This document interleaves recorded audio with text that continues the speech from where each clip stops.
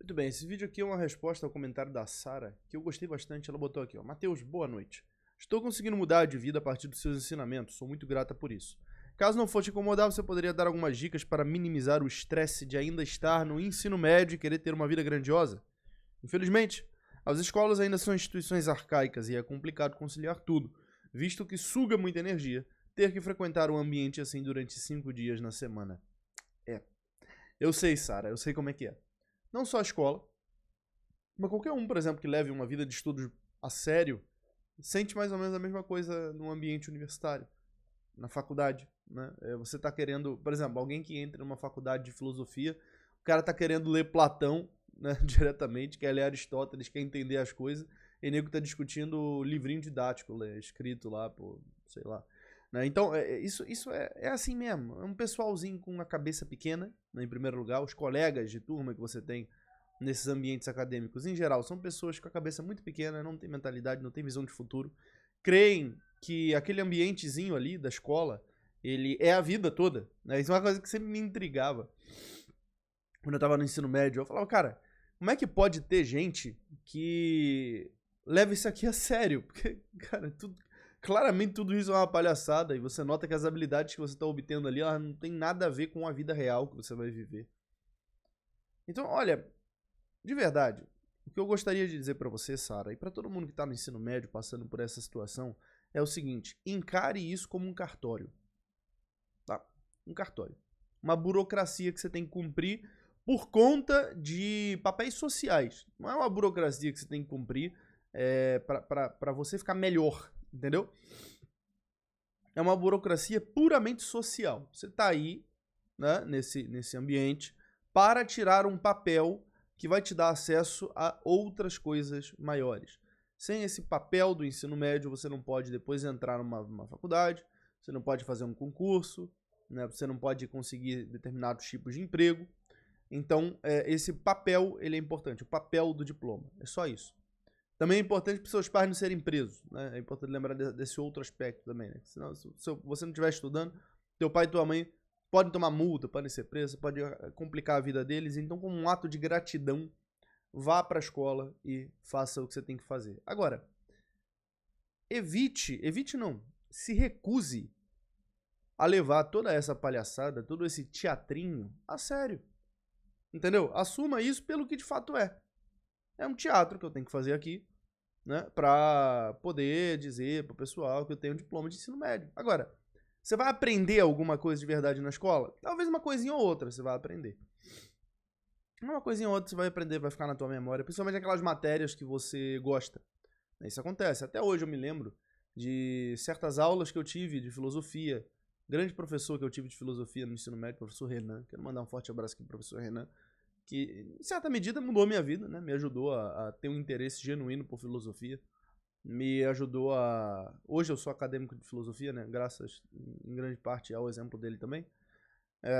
Tive alguns bons professores de geografia que me ensinaram coisas que até hoje eu me lembro, né? Dos conceitos das palavras deles. Professor Marcelo, professora Sônia. Tive alguns bons professores de história também, que me ensinaram bastante coisa. Mas veja, eu só tô falando de matérias que eu gostava, né? Só as matérias que eu gostava. Só essas matérias que eu prestava atenção. As outras matérias, não é que os professores não fossem bons, mas acaba que eu, como eu não tinha interesse nelas, eu não aproveitei nada delas. Eu tive bons professores, mas eu não aproveitei nada delas. E é assim que funciona na escola. O que acontece? Você não consegue gerar interesse da forma como o conteúdo é apresentado na escola. Então, o que eu acho que é o caminho mais lógico para usar é o seguinte: entenda isso como um cartório, como uma burocracia que você tem que cumprir. Vá lá, cumpra essa burocracia. Aquelas matérias que te interessam, preste atenção nas aulas, você vai absorver algumas coisas úteis para a vida.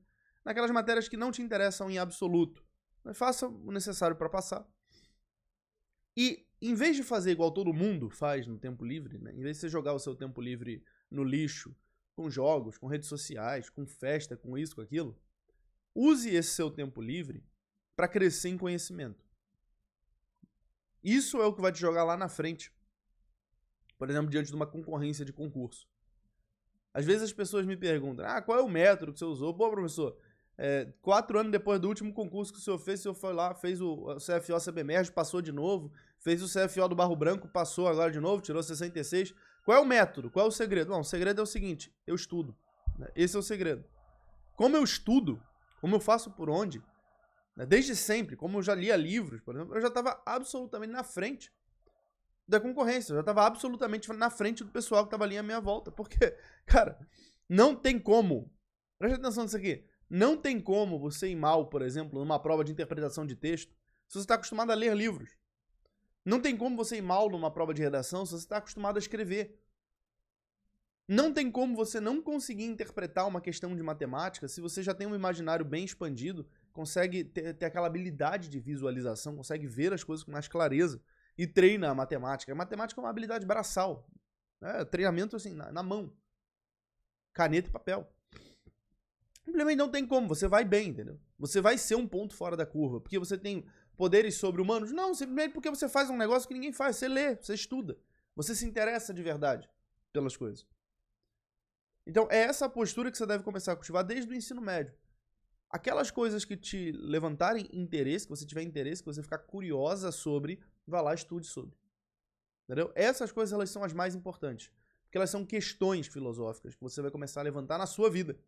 E essas questões filosóficas que você começar a levantar na sua vida, elas vão começar a te dar certas bases de conhecimento, de certeza, para outras coisas também. E óbvio, né? Depois, você fazendo, por exemplo, vestibular, você fazendo concurso, aí você vai ter um motivo para estudar aquelas matérias que no ensino médio você não gostava tanto e por isso mesmo você agiu de uma forma meio largada. Por exemplo, eu só tive motivo para estudar matemática quando eu comecei a estudar para os concursos militares. Falei, bom, agora eu tenho que estudar matemática. Agora eu via sentido estudar, mas lá na escola eu não via sentido estudar matemática. Me parecia um jogo meio idiota fazer aquilo. Eu não conseguia ver sentido, eu não conseguia ver propósito naquilo. Claro que tem outras pessoas que são o contrário, né? Tem outras pessoas que não veem sentido estudar certas matérias humanas, por exemplo, na escola. E aí elas gostam mesmo de estudar matemática, física, etc. Tá bom, beleza. Inclinações naturais, a gente ficaremos felizes em discordar um do outro. É isso aí mesmo, são as inclinações naturais, cada um tem a sua. Agora, o que você precisa fazer, isso é inegociável, se você não fizer, você vai estar mal, é trabalhar na formação da sua personalidade e no estudo daquelas questões que mais levantam em você dúvidas, que mais te interessam. Isso é inegociável, você tem que fazer isso. Mateus, e se eu não fizer, o que acontece? Bom, se você não fizer isso, o que acontece é só uma coisinha boba, uma coisinha simples. É que você fica igual a todo mundo, que tá aí. Porque, por exemplo, a gente tem 3 grupos de pessoas em geral na escola, né?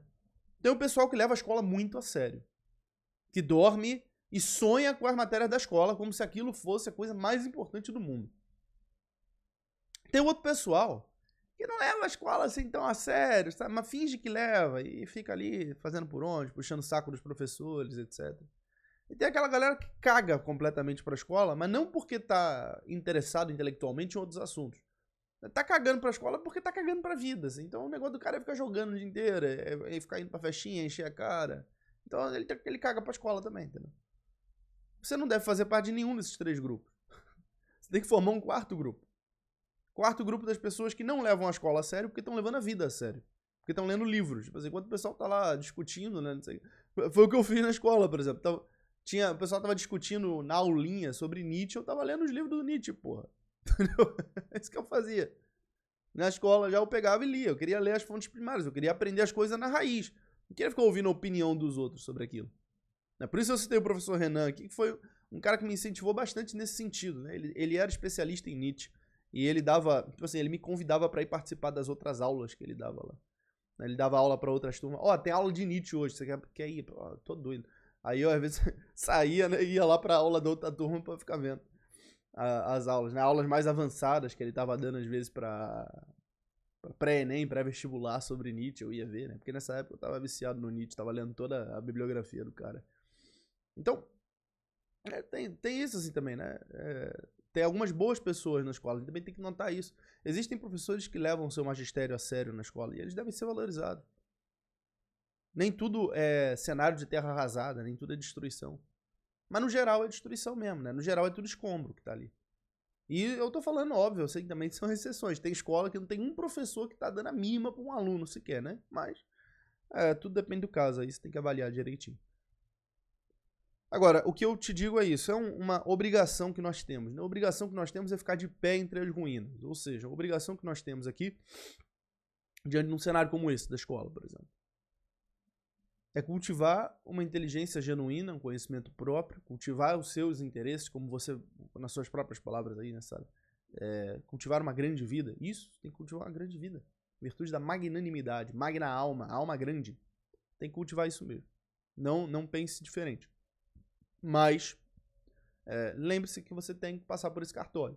Então faça o mínimo para poder passar ali, né? Não entre no joguinho psicológico de achar que aquilo é sério, não é. Não é. Mas uma coisa ou outra boa você pode retirar da escola, sim. Né? Não dá pra dizer que não. O problema do sistema educacional e da escola como um todo, na base dele, é que ele... Tem um livro muito bom sobre isso, né? Pra quem se interessar. Um livro do Ivan Illich, Sociedade Sem Escola. Ivan Illich foi um cara bem interessante, uma personalidade um tanto interessante, né? Estudioso da educação liberal, apoiava o regime cubano, o cara assim, foi pra Cuba, morou em Cuba durante uns tempos, assim, e fez uma tradução das obras completas de Hugo de São Vítor, uma das melhores traduções que tem. É um sujeito bem interessante. E o Ivan Illich, ele tem um livro, né, Sociedade Sem Escola, que ele mostra exatamente esse ponto. Cara, tem um problema de base na proposta da educação universal, que é o seguinte: as pessoas são diferentes umas das outras. Isso é óbvio quando você olha, bota duas pessoas juntas, você nota. Tem interesses diferentes, tem formas de aprendizado diferentes, tem abordagens diferentes que funcionam para um, não funcionam para outro.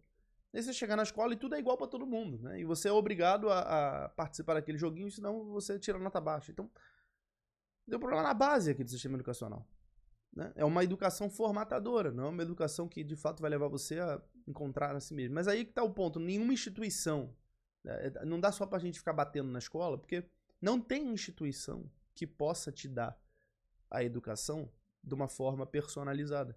Porque a educação de uma forma personalizada é a tarefa sua, a tarefa individual.